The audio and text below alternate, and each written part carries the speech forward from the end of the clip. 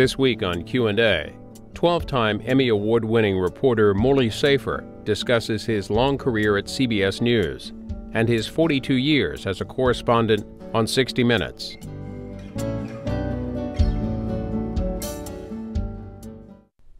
Morley Safer, how have you changed your approach to information over the last 42 years with 60 Minutes? Well, there's certainly no dramatic difference in terms of either reporting the news or doing interviews for the news, and really even between doing what is construed as hard news versus more featurey stuff, more things about the arts. Really the same rules apply. You try to get to the core of the story, to the core of the individual. And I think really that's why we have an audience out there for the last 45 years in 60 Minutes. It's, I think, precisely why people watch the broadcast. There's trust. We have no or few axes to grind. I don't think we really have any at all. I think we're fair, and I think it's the fairness that is the attraction, unlike so much of what you see on cable, where fairness is the last thing people are being offered, and I guess to a certain audience, the last thing they want. We have some video from your office. Took a camera over there. We're going to run it, and I want you to just talk us through what the environment is, how long you've been there. You can see it on the screen. I have to put these specs on. The spectacles?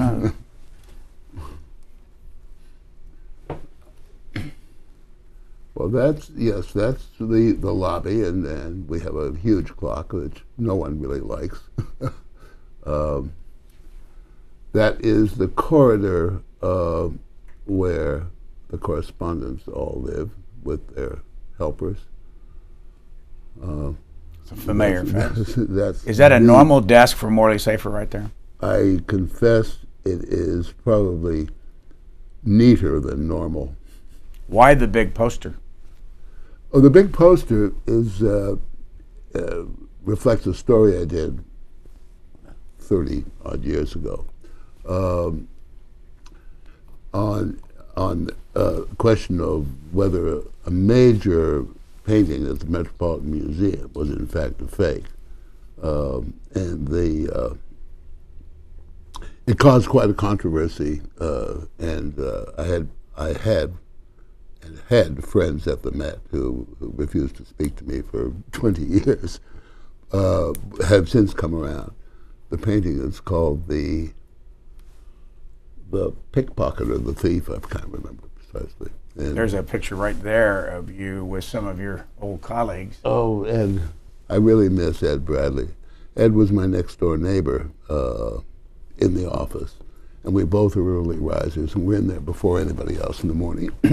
We had sort of a morning bitching session over coffee, and that was an award I got out in California. How much time do you spend there?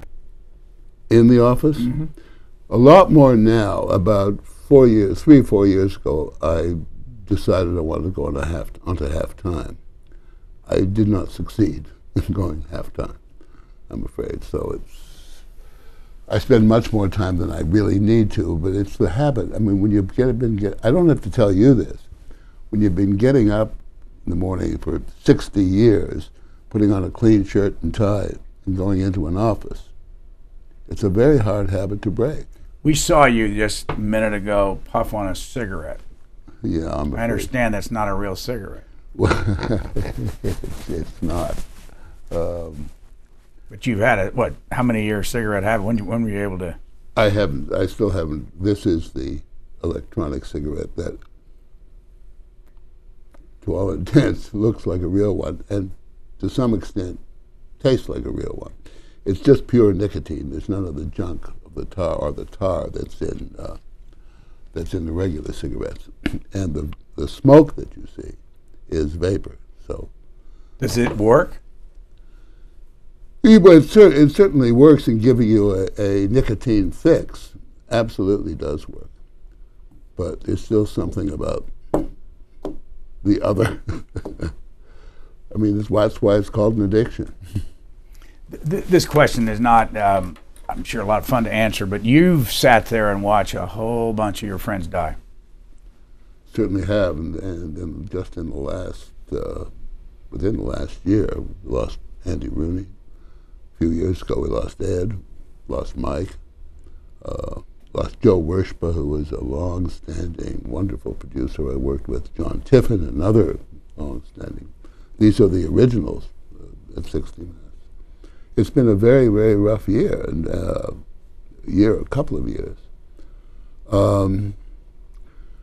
But I must say, having lost some of these stalwarts of the broadcast itself has not been affected. Jeff Fager took over from Don Hewitt, who another, certainly the master of 60 Minutes, who died. And Jeff has maintained all the values and pretty much all of the unwritten rules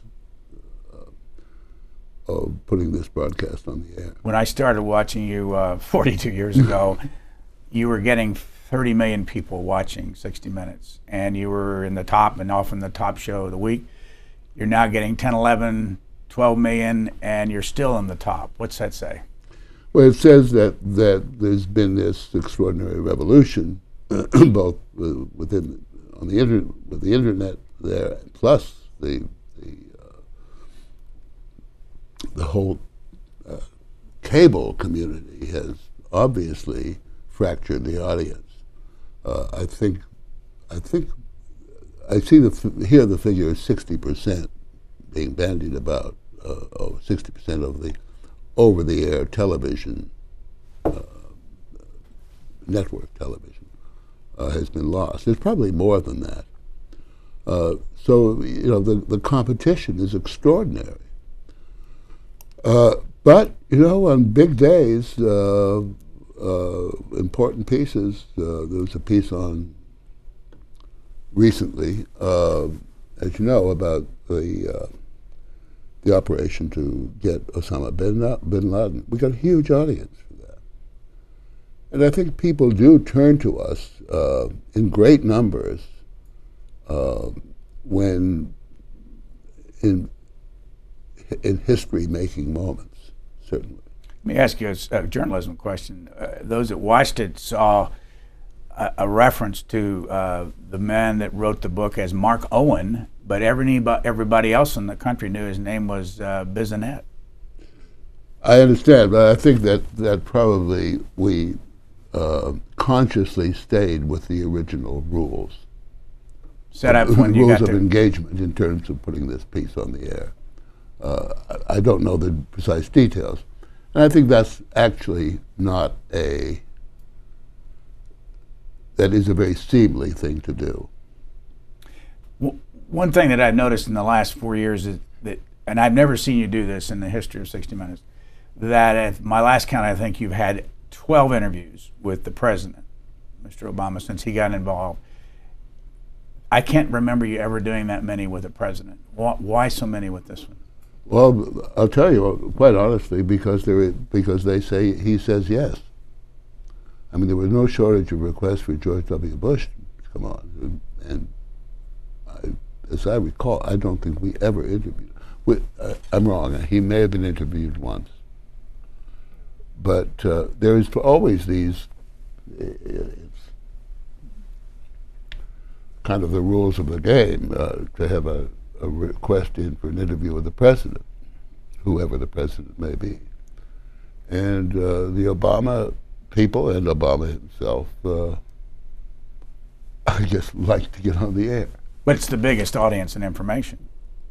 You know, it's got a bigger audience than any other place. Pretty much. You really get access to certainly an engaged part of the population. Do you ever worry about being used?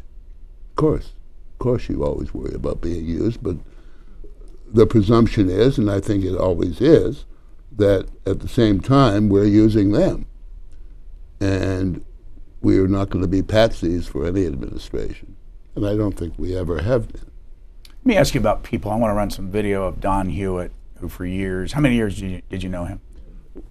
Well, I knew Don from the very beginning of my life at CBS, which was in 1964. Don was the executive producer of the CBS Evening News, Cronkite News, when I joined. Shortly after, he was fired and was in a kind of limbo or news Siberia for a couple of years.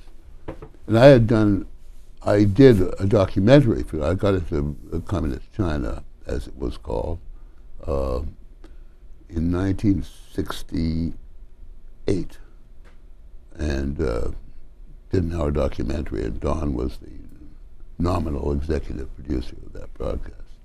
So I've known Don for a long, long time. And when he came up with this idea of 60 Minutes, he became a kind of Willy Loman. He put together a reel of old CBS Reports documentaries using 10 or 15 minute segments, taking the best of each of them, and put together a reel. And he put this reel under his arm, and he went shopping that around to every executive at CBS. I was the London bureau chief at that point. He brought it over to London to show it to me. He took it to Paris to show it to the guys in Paris, trying to sell or get support for his idea of this thing he called 60 Minutes. And he had Harry Reasoner was the original host in this, call it a pilot, if you like. And then he added Mike into the pilot, Mike Wallace. And it was just Don's relentless pursuit that they said, okay, well, you can have it. We'll do it. We'll try it. And we'll put you on at 6 o'clock on Sunday. And so Harry and Mike went on. 18 months later, Harry left to go to ABC, and they brought me in to be the other guy on 60 Minutes. And we were not a huge success at all, partly because 6 o'clock on Sunday, the football season, completely wiped us out. Sometimes they'd wipe us out to do a kind of 10-minute broadcast. And then they thought you would have a little news bulletin at the end, or at the beginning. All kinds of experiments. And then they tried us sort of different night. We went against something called Marcus Welby, which was the most popular program on television. And finally, we settled, because there was nothing else they could put on, at 7 o'clock on Sunday. And 7 o'clock on Sunday, we took off like a skyrocket. Can't remember what year that was, probably 72 or 3, I can't remember. What have you found that does not work? What does not work? Well, Don Hewitt's first rule, and I think he was absolutely right, is we do not cover issues, we tell stories. It's a major difference in that. Did you feel that way yourself, or did you have to learn that? Well, without making myself self-important, I had executive produced a half-hour weekly magazine that went out on Sunday night at the CBC, Canadian Broadcasting Corporation. It was called CBC Newsmagazine. It's not on the air anymore, but it was on the air for a good long time. So I had produced, I was not on the air myself, I had produced this broadcast and wrote most of it. So I actually believed in Don's theory before he articulated it. And for the simple reason that if you take, Fred Friendly used to do this, he would show somebody the script for an hour broadcast. That script for an hour broadcast is about 2 pages worth of information in the New York Times. What you can't do a lot on television. You have to know your limitations, and they are enormous limitations. And if you're going to cover issues, there's no way you can do an honest job of that, even in an hour, never mind 12.5 minutes, which is roughly what each of our stories now runs. What's the longest interview you've ever done? And I know you only use minutes of it in a 12.5 minute piece. Then all the stuff ended up on the cutting room floor. You remember? The longest in terms of... Where you sat down with somebody and talked and talked and talked to get what you needed. I'll tell you, it's probably on the stories that never got on the air. How often does that happen? Not very often at all. If the interview goes on and on and on, generally it's because the subject is either totally inarticulate, and so you just keep going and going and going, trying to get him to make some sense, or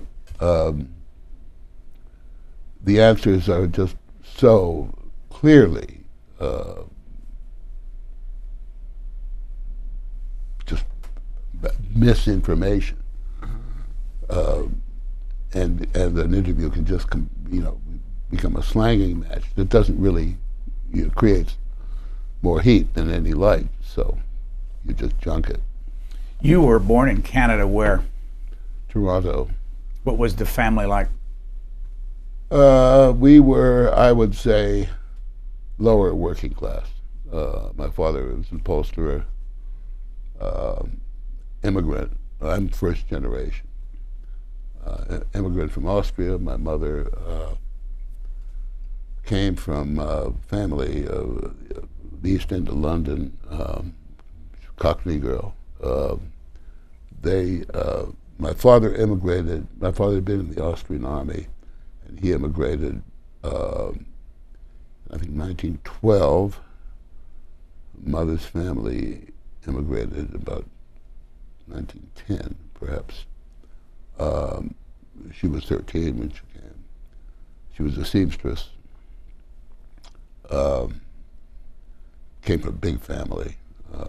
They came over as was called assisted passage. For £5, an entire family they were trying to encourage immigration to Canada, could emigrate to Canada. And a brother and sister, both old. I was the youngest. Mercifully, my brother and sister are still alive. How old are they? Sister's 86, brother's 84, or about to be 85. And you were born in 1920? No, 31. Oh, yeah. You're older than you are. Yeah, I'm 80. Well, let me ask you about ages for a second, because I got a list here when people died, and they almost all worked to the end. Don Hewitt was 86, Mike Wallace was 93, Andy Rooney 92, Ed Bradley was another situation at 65, Walter Cronkite, of course, went off the air when he was 65, but he lived to be 92. It seems to me in the early days of broadcasting that never happened. People were allowed to stay beyond 65. No, indeed, I can't remember. I don't remember precisely what the rules were, but I think that if you're a contract employee,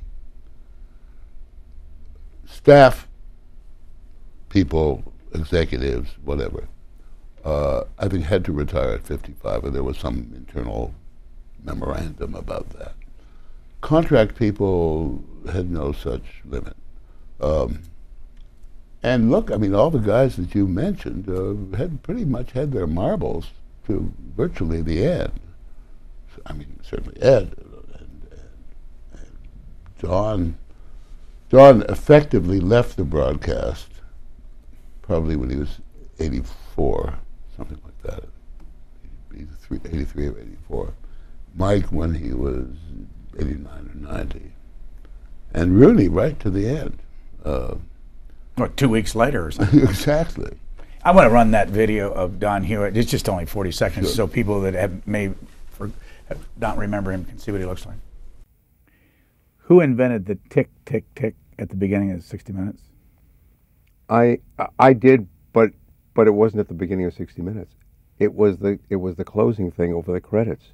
And I looked at the first show and I said to myself, wait a minute, you got to be crazy to put that at the end. That's that arresting. That's in lieu of a theme song. And Marvin Hamlish always accuses me of devising the tick-tick to screw some poor songwriter out of a royalty. But it just worked, and it was at the end. And I moved it up, and it worked. What was his genius? Kind of gut instinct that made him a great editor.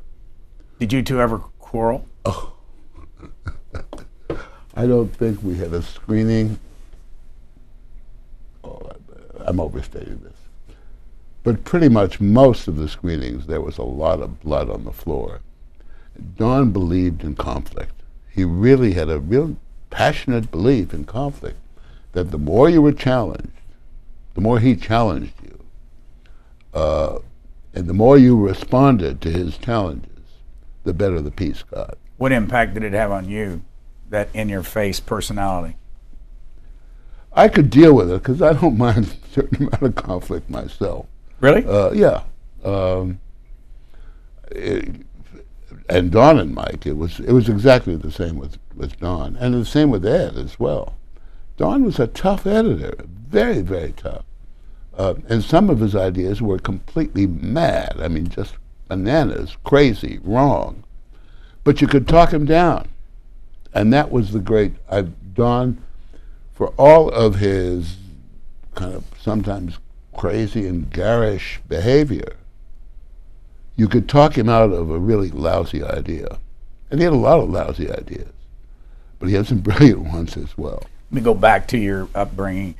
How much schooling did you get in Canada? I was not a great student. I got through high school. There were 5 years of high school. So the fifth year, fifth form as it was called, was kind of like the first year of college. So you had to matriculate. It was like a baccalaureate exam that you had to pass. And I scraped through. I was a pretty good athlete, and I got sort of recruited by the University of Western Ontario. I mean, it was not an athletic scholarship. What sport? Football.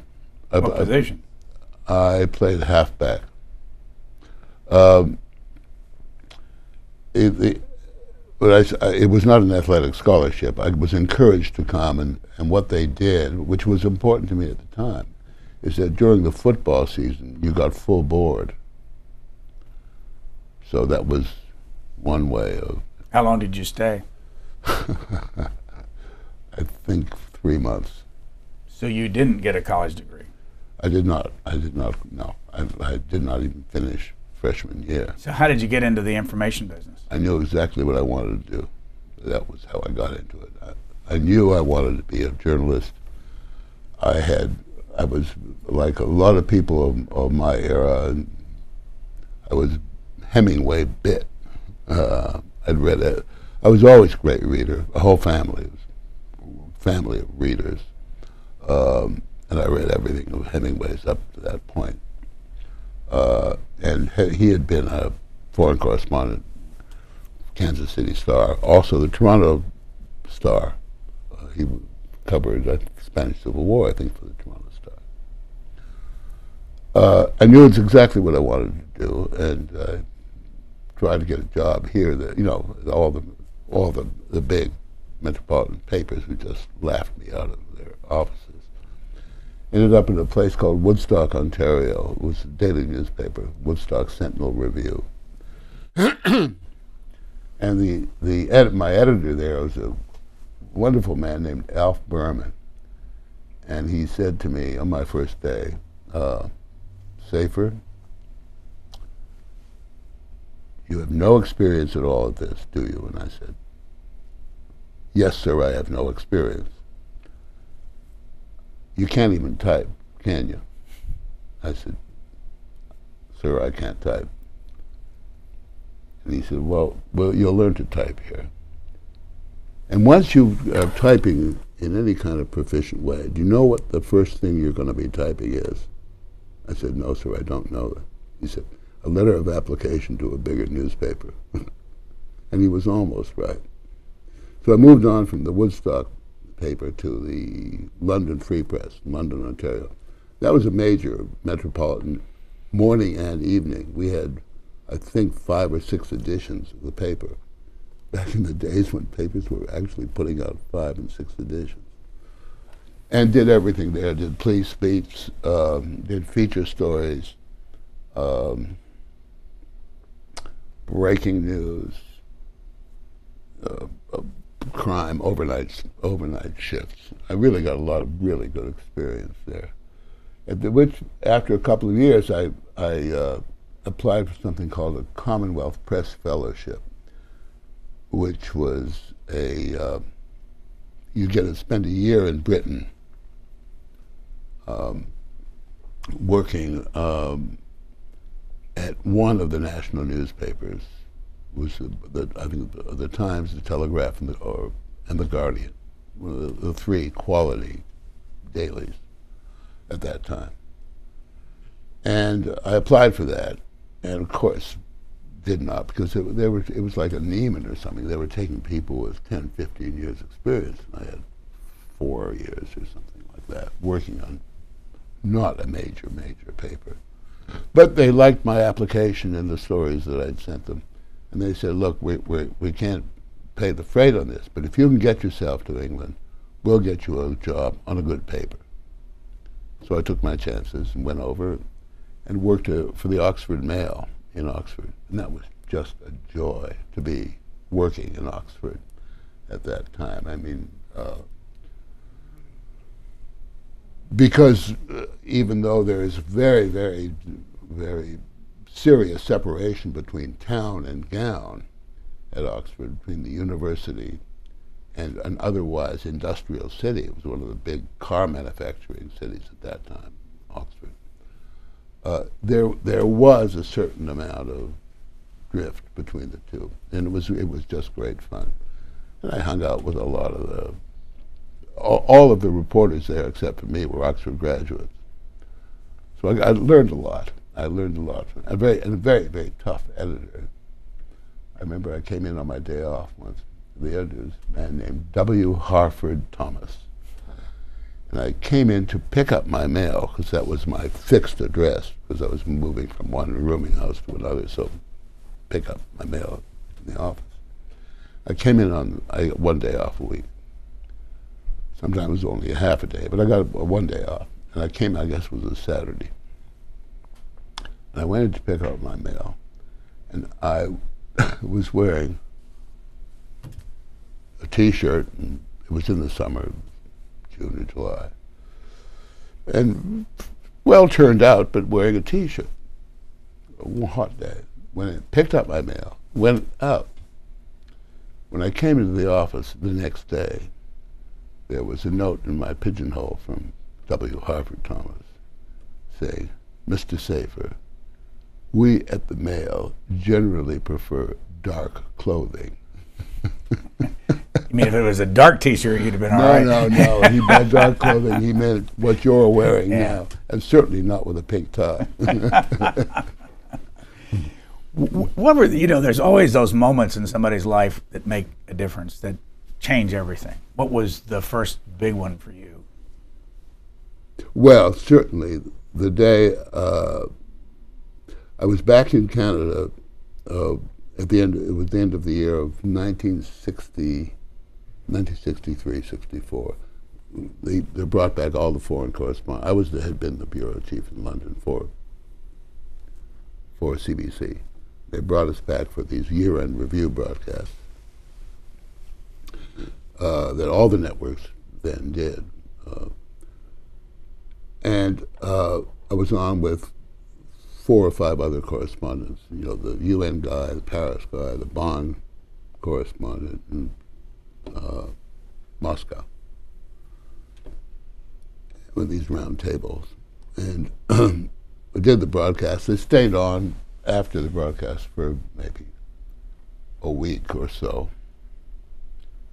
And just before I went back to London, I got a call from the CBC representative in New York, who said, I shouldn't be telling you this, but I just got a call from CBS, and they would like to talk to you. I said, what about? She said, that's all. So can you go back to London via New York? So I did. And I walked into the, to see Ralph Paskman, who was then the sort of the news editor. And then he took me in to meet Fred Friendly and a couple of other people. And they said, would you like to come to work at CBS? And you must remember, this was the network of Murrow. This was the network that created broadcast news, and radio first, and then television. I mean, it was being asked to join the Pantheon. It's remarkable. I can't tell you how I was knocked out by this, and had doubts, you know, do they really mean this? Am I good enough? And I said, well, how did you even know about me? And they said, well, one of the correspondents on the, one of your correspondents on the year-end show sent us the kinescope of the broadcast. What was a kinescope, by the way? What was that? A kinescope was something that preceded videotape, and it was essentially a camera shooting off the screen. So it was pretty grainy, unwatchable stuff, but looked good at the time, I guess. And a guy named Stan Burke, who was our UN correspondent, had been applying for a job at CBS, and they looked at his broadcast and they called me. They looked at the broadcast and called me. And you know, I called a couple of people I knew at CBS and saying, you know, should I really do this? One thing and another. You know, Winston Burdett, who I'd met covering the Middle East, who was another one of those Murrow boys. You know, I asked Winston, should I do it? And he said, you don't have any choice, do it. I called Jack Chancellor at NBC, who was I'd met on covering a Pope's trip. I said, Jack, should I do it? He said, yeah. It's a hell of a lot better than NBC. Jack was a great guy. So that's how you asked what changed my life, or a seminal moment, certainly was that. I have a review of Douglas Brinkley's book on Walter Cronkite in Sunday's Washington Post, September 9th, 2012, and it's written by Robert McNeil. Sure, an old friend. McNeil, good friend. Canadian? Canadian. And are you still a Canadian? I'm both. I'm dual citizenship. Dual citizenship, yeah. American. But here's his first paragraph, and I want you to react to it.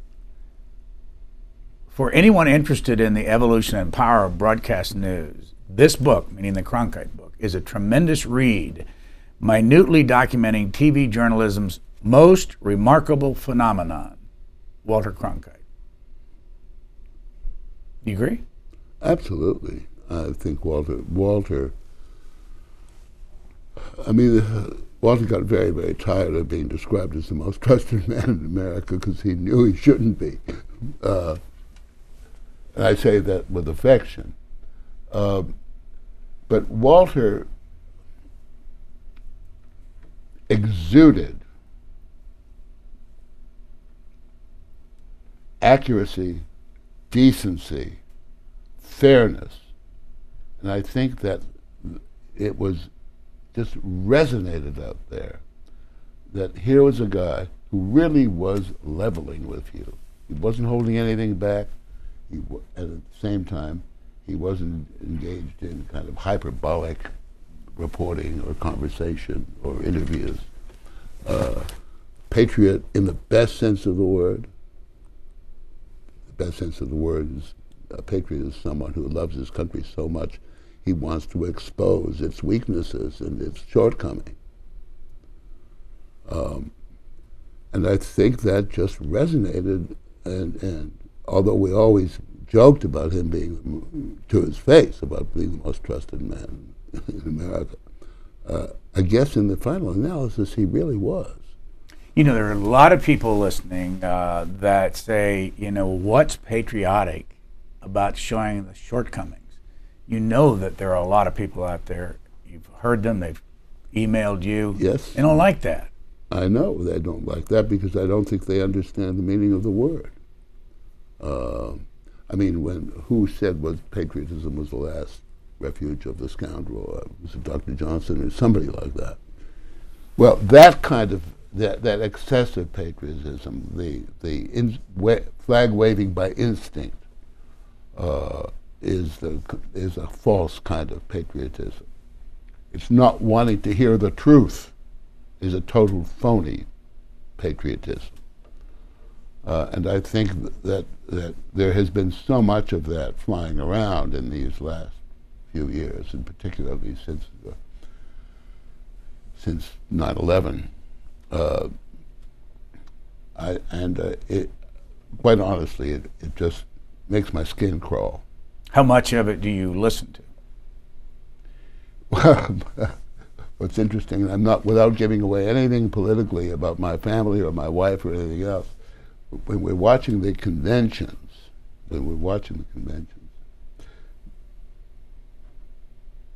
my wife, at one of the conventions, is, I don't want to hear this, I don't want to hear this. I said, no, you've got to hear it.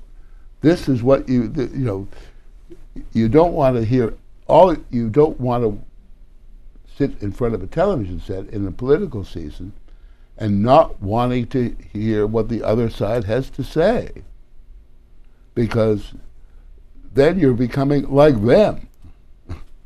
I'm not giving away anything politically. I know you're not, but I do want to go back to our interview. We've not talked for 22 years. Yes. When you had a book about Vietnam and your experience there, and we talked about the whole situation that you had where you were accused of being a communist, because, and I don't want to go through the Cam Nace thing again, but I wrote down, when I went back and looked at it, the following quote from you: I am a conservative on most issues. I am a conservative on most issues, yes. But over the years, have people thought that you were just the opposite? Oh, of course. No. What do you say to them? There are people, most people who get their dander up over this. There's not much point in saying anything because they don't want to hear. But I try to explain that I am a conservative on most things, and perhaps it's the same thing, a very old-fashioned liberal. In the old British, I'm not going to suggest the imperial British sense, the white man's burden and all of that business, but an old-fashioned liberal who has very conservative views in terms of fiscal policy. I think the word conservative has been given a really bad name by some of the crazier elements of the right in this country. I mean, I think whatever happened to conservatives like Nelson Rockefeller and Jack Javits and those guys who were among the most patriotic Americans that you can think of, because they essentially were working as politicians to make this a better country. And the other thing that, you got me going here, but the other thing that drives me completely nuts is all of these candidates who are running not as politicians.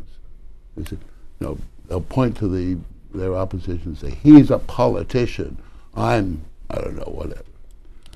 Politicians are what make countries work.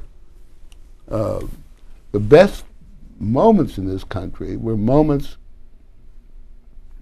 designed and created by politicians. It's a good, positive word. How did it come into such disrespect and disrepute? That's what really drives me nuts. It's the destruction of language. It's making really useful words become inappropriate. Let me show you some videotape of a young lady by the name of Michelle Fields, who was a guest on this program. She's a lot younger than both of us. She's about 22, 23 years old. She was educated at Pepperdine University. She's in the mix working for the Daily Caller, and she has video interviews she does. But I want you to hear what she says today from her perspective as journalism and get your reaction to it. I feel as though Twitter and Facebook have enabled people who maybe are not in the media, they don't have a loud voice, to become one of the loudest voices in media. I mean, we see people like Matt Drudge, who has no connection to the media. He's a political outsider, and look how far he has come. He took advantage, he saw this potential of this new medium, which is the internet journalism, and his voice is just as loud as the media establishment. Reaction, sir? Appalled. I'm appalled. I mean, I don't know quite what she thinks this is a good idea. I think, no, she does. She does think it's a good idea. Yep. I think it's a dreadful idea. I think journalism, good reporting, must work within the constraints of great editing. It has to. I got into trouble a couple of years ago. I was making a speech. I got some award in Canada, and I was talking about the so-called citizen journalism. And I said I would trust citizen journalism as much as I would trust a citizen surgeon.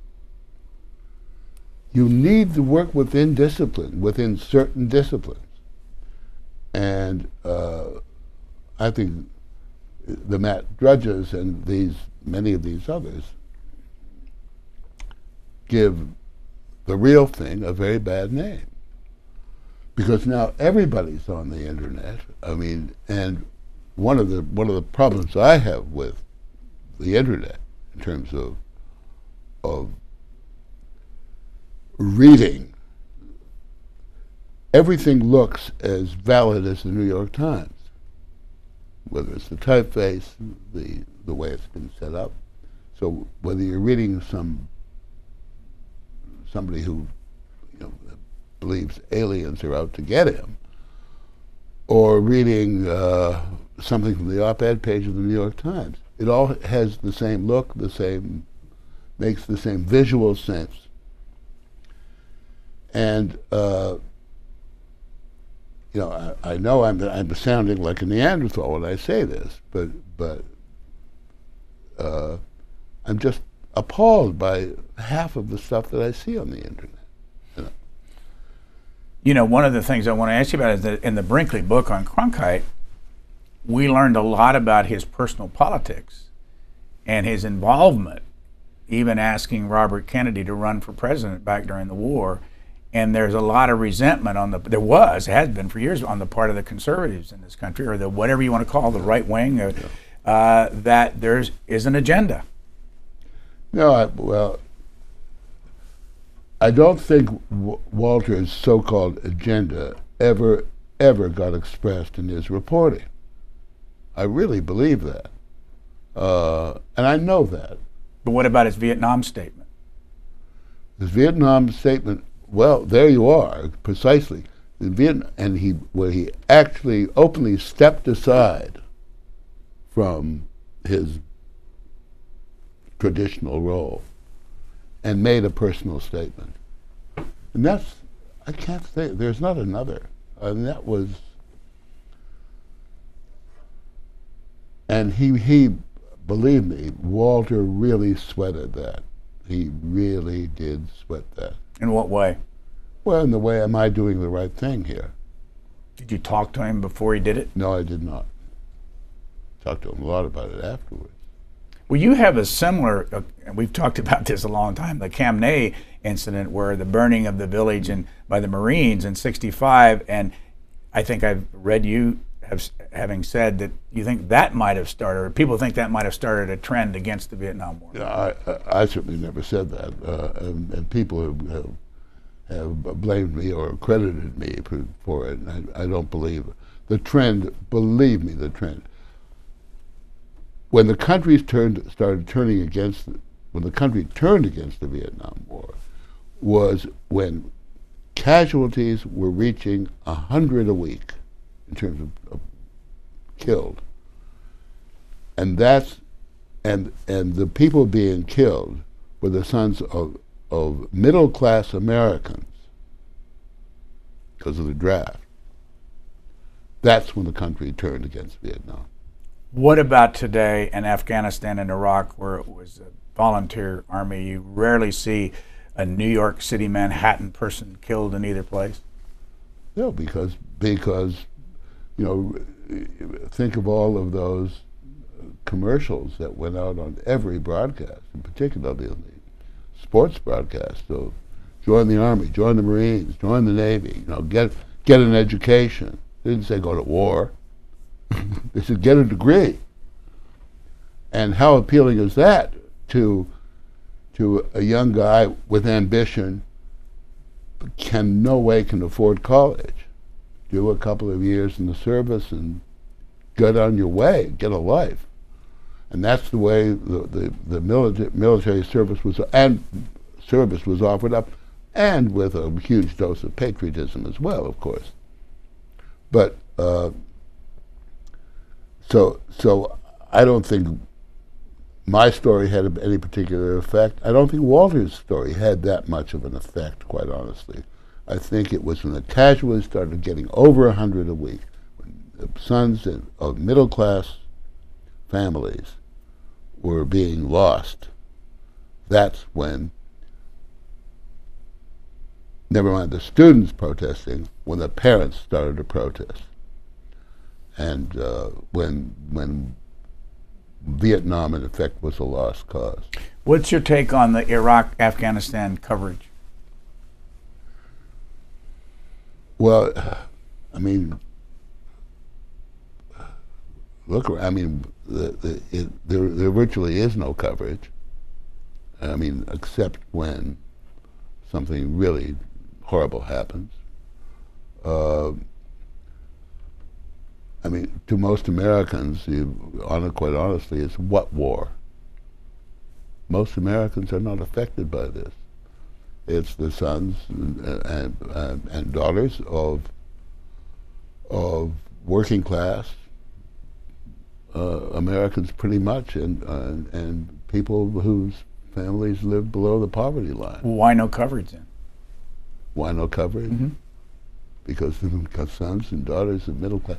And plus, it's also, I mean, not that Vietnam was an easy war to cover, but compared to, I mean, it was a piece of cake compared to covering the kind of war that's going on in Afghanistan and was going on, to some extent, still is going on in Iraq. I mean, we took lots of risks in Vietnam, but not the kind of risks that guys have run in Afghanistan and Iraq. No way. Let me ask you about your interviewing style. When you let me just. Vietnam, in a certain way, was a civilized war, if there is such a thing. What do you mean by that? I mean by that is there were no suicide bombers. There were no cars being blown up in front of, you know. I think there were 2 car bombs in Saigon the years I covered the war there. Civilized for who? Civilized on both sides in a certain way. I'm compared with what's going on. I started to ask you about your interview style. When you go out and talk to people for your different, and most of your stuff is not war related. Is that your choice? Yeah, I mean, it's largely my choice. I think I like doing stories that no one else is doing. So I like doing, in terms of primetime television. So I do a lot of arts, you know. I do a lot of stories that would come under the rather broad umbrella of the arts. Let me stop you. Might as well. I want to show you a little segment of you and the arts. I know that's a big thing.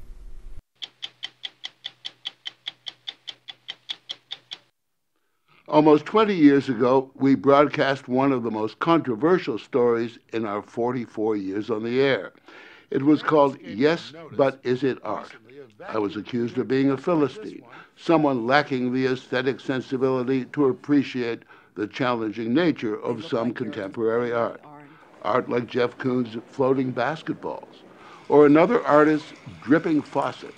In those 20 years, works that I questioned, worth hundreds of thousands of dollars, are now worth hundreds of millions. In fact, contemporary art has become a global commodity, just like oil or soybeans or pork bellies. And there seems to be no shortage of people wanting to speculate in it, and no shortage of billionaires willing to invest in it as a haven for their cash or love of art, or as a status symbol. And to feed those beasts, there are now art fairs virtually every weekend around the globe. And in contemporary art, none are more important than the one we went to in December. So what made everybody so mad 20 years ago? I discovered something that I had absolutely could barely believe. That when you question someone's taste in art, it is more personal, more probing than their politics, religion, sexual preference. It is something that goes to the very soul when you say, "You bought that?" I mean, it is remarkable. Do you still paint? Not enough. And I keep, it's one of the things I just keep, I've got the space to do it at home. I've certainly got all of the materials to do it. But I'm lacking the focus of being able to separate my work from my other life. And well, that's the one area of mine that I'm weakest. If we saw you in your personal life doing things that you enjoy more than anything else, what would we see? Well, there's two kinds of enjoyment. There's the tortured kind of when you're writing. You know, there's no greater kick, I find, than writing something, and no greater torture at the same time. So it would be either writing something or drawing or painting. Yeah. What can you tell us about your wife? Where'd you meet her? I met her in England when I was the bureau chief there. It was, I remember the day because it was July 4th of 1968. Cronkite and Betsy, Walter and Betsy Cronkite, were coming to London. I can't remember why. And I had been invited to a July 4th evening by some friends of mine, where the husband is American, the wife is British. And that I felt I had to go to, but Walter had called and said, you know, let's have dinner. So I met Walter at the hotel, at his hotel when he got in. And I said, I've got to go to this party up in North London. I'll meet you at a restaurant. I can't remember which one. So I went up to this party, and there was this young woman at the restaurant who was a graduate student studying at Oxford, American, who was a cousin of the family giving the party. And she seemed pretty bright, and she was very beautiful. And I said, hey, you want to have dinner? I said, when I have dinner with Walter Cronkite, she said, "Who's Walter Cronkite?" I said, and she, my wife, she's an anthropologist, and she's spent a couple of years living with in a tribe of Indians in Colombia, so she really wasn't clued into what was on television and all that. And that was it. When Walter and Betsy, I had a Bentley, an old Bentley, convertible with a rumble seat, and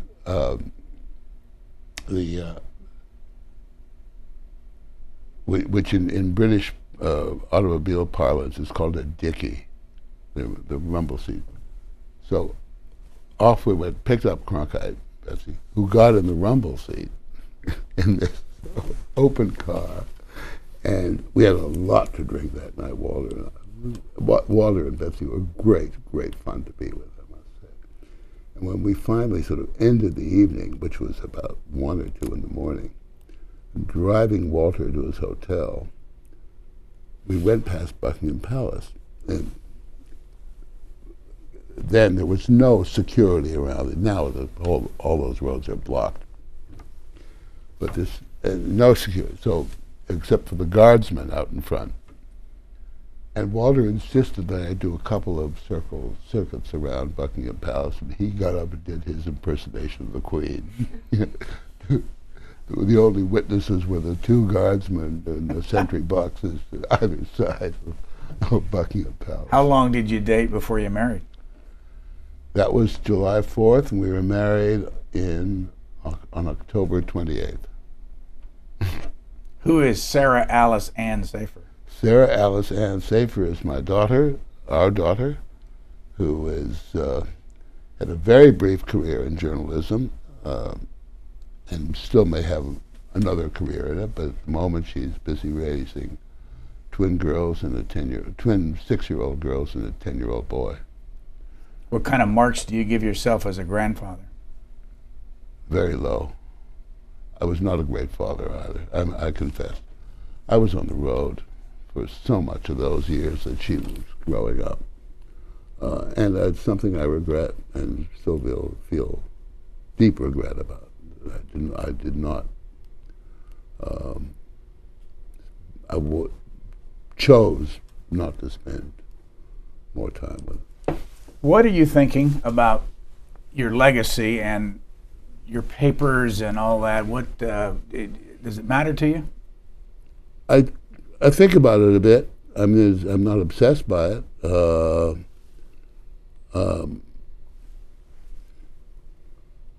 I think I made a contribution, more than some, less than many others. And I think to the extent that I tried to make interesting use of this medium of television,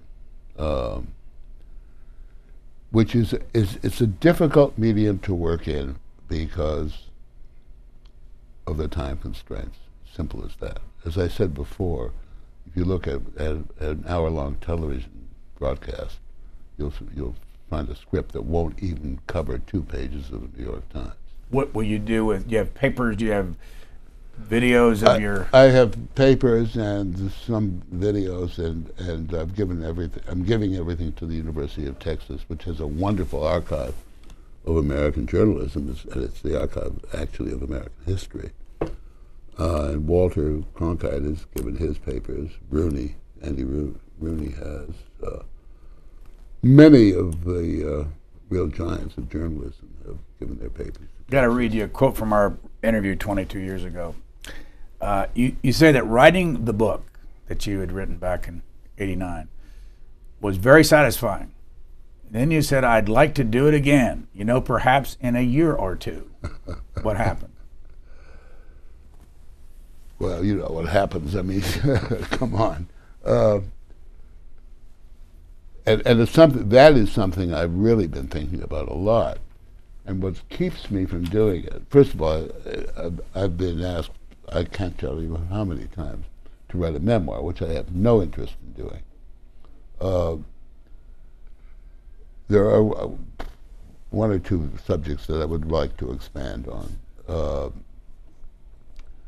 But I think what people don't quite understand is the physical strain of writing a book. It's hard work. It's hard physical work, and it's very draining. And there's something about a book and the permanence of a book and the hard covers of a book that you really want to make it at every step of the way the best it can possibly be. Not that I phone in anything I do for television, but there's extra pressure. You know, there's something about the permanence of a book. I don't have to tell you this. There's something about the permanence of that book, of looking at your bookshelf with your name on the spine, and you want to be proud of it at all times. We're past time. We're out of time. Thank you so much for spending an hour with us. Well, thank you. It's always such a pleasure to talk to you. Morley Safer, thank you.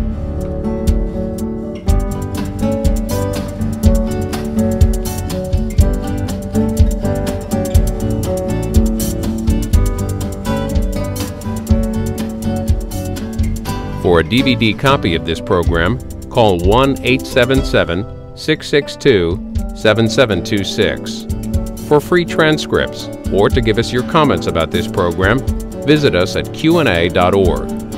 Q&A programs are also available as C-SPAN podcasts.